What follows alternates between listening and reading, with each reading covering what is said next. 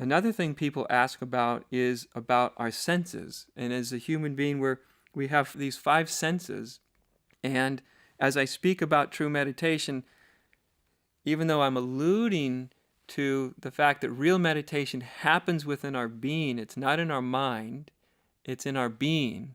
So our body itself becomes a really useful tool for true meditation. Our senses, sight, feel, sound, smell, taste, all these are the ways that our body feels the world around us and the world within us. And part of real meditation is getting out of our mind and into our senses. So we actually feel what we feel. We actually can hear what's happening around us rather than hearing just our thoughts.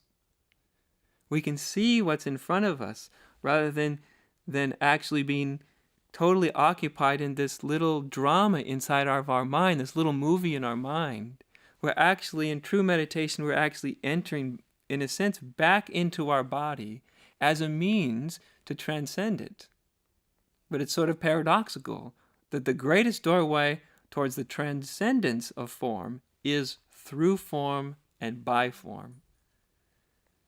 And so you find when you sit down to meditate that if you can connect with your senses, how you feel, what you hear, what you sense, what you smell, that it actually anchors you in the moment. And if your mind wanders a lot, anchor yourself in your senses. Anchor yourself. Start to listen. What are the sounds outside? Start to feel. How does it feel in the body? Start to smell as you're sitting there. What does it smell like? And you enter into the felt sense, the kinesthetic sense of your being. This grounds you in a deeper reality than your mind, and it also helps focus you in a place other than your mind. So allowing everything to be as it is extraordinarily simple, but it's not as simple as people imagine it is. Because when you allow everything to be as it is, if you're actually doing it correctly, you'll find yourself really vividly present to your five senses, vividly present to your body, vividly present to your experience. But if you find that you're allowing everything to be as it is, and you enter this sort of hazy dream zone, then it's very important to come back out of that and come into your senses. And your body is a beautiful tool to anchor consciousness in a deeper sense of reality. Very, very powerful.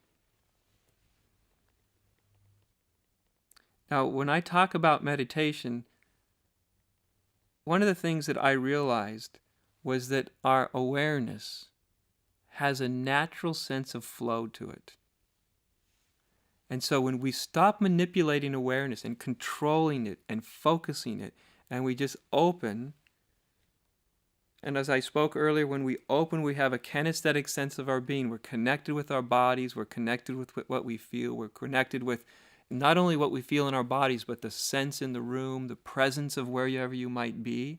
You're actually opening to the whole world within and around you. Now, when we do that, we find that awareness itself is not something that's fixed. When awareness is not directed, awareness may rest for a while. It may just be globally aware, so that everything in your senses are being taken in all at once. The more we relax, the more globally aware we become. We're not listening or feeling the particular, but we're listening and feeling the totality of experience. And so when awareness is at rest, it will often have a sense of globalness, of taking in everything and all experience as a single whole. But then awareness also might move. Awareness itself is curious by nature.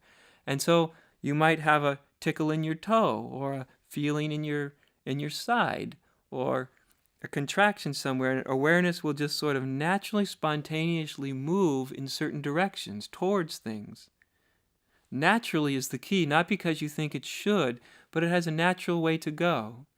And as I speak about allowing everything to be as it is, it's not a static state.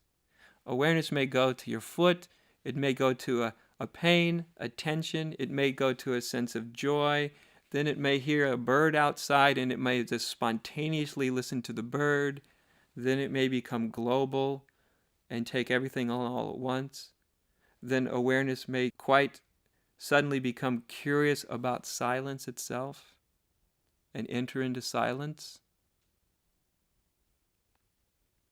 And so it's very important to realize that in allowing everything to be as it is, that it's an actually much more dynamic inner environment than it sounds like when I just say allow everything to be as it is. You actually have to discover in yourself what that actually means, and you find that it's very dynamic, and awareness will tend to move around, and then at other times awareness will just stop and rest in the deepest sense of silence and stillness. But by letting go, we allow awareness to do what it wants to do. And allowing it to do that is very, very powerful. It goes where it needs to go. And that's a beautiful thing we realize. It has an intelligence all in of itself. The invitation is that you, as a meditator, are very engaged in where awareness wants to go, where it wants to go, what it wants to experience, what it wants to look at. You're very engaged. You're right with it. You're willing to go where it wants to go.